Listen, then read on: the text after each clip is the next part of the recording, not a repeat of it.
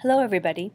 I just wanted to send this message out to go through the steps that are required both to add the new calendars for our new Chromebook carts to your Google Calendar, and also to review the process for reserving a calendar for a cart, since that has changed since we initially implemented the calendar cart reserving system. So to start with, by now you should have all received an email or a series of emails from our administrator, Gary Babin, and in your Gmail there should be a string of invitations.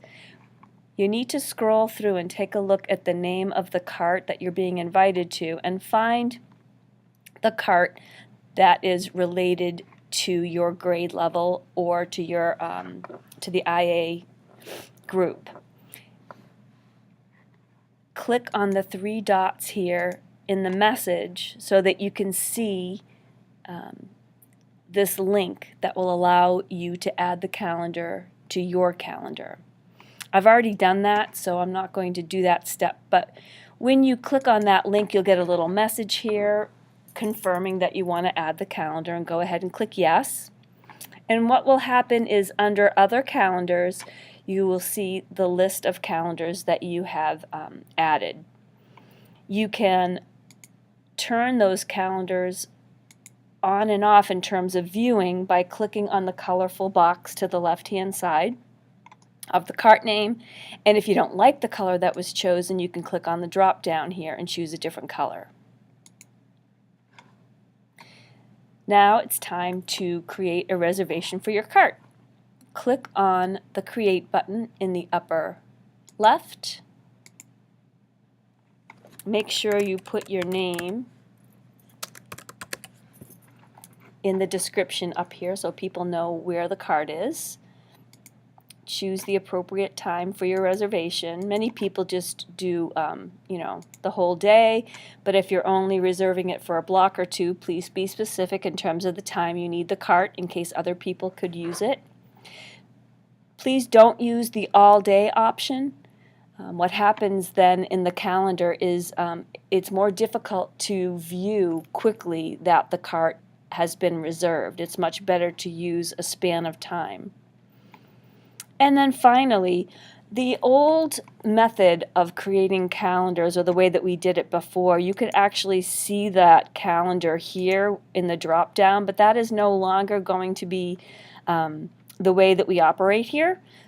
So you should not be clicking on this calendar. Really what you're doing is you're booking both yourself and a room or a resource. So really, these calendars that you see listed over here are resource calendars, resources that you can add to your invitation. So you're going to scroll down. You won't have as many carts listed as I do.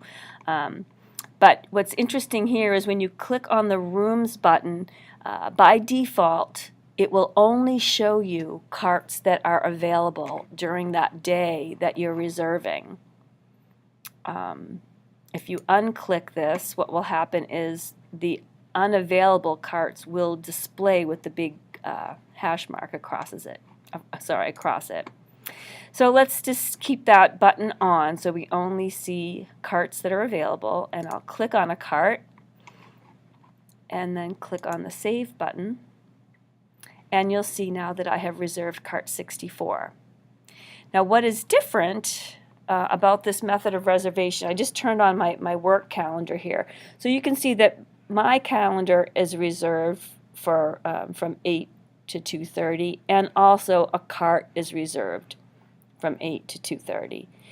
In the old days, if you realized you no longer needed the cart, you would click on the reservation for the cart and you would have the ability to delete here, but that's not the way that you delete a cart anymore. You will need to click on your calendar reservation. So here my calendar is in purple, and just unreserve the cart here. So I'm going to delete cart 64 from my reservation and click on Save, and then you will see that the reservation for the cart has now disappeared. You could have also just deleted the whole reservation, and both your calendar and the cart calendar would have cleared out. I hope that makes sense to everybody. If anyone needs any help individually, feel free to contact me at extension 1371.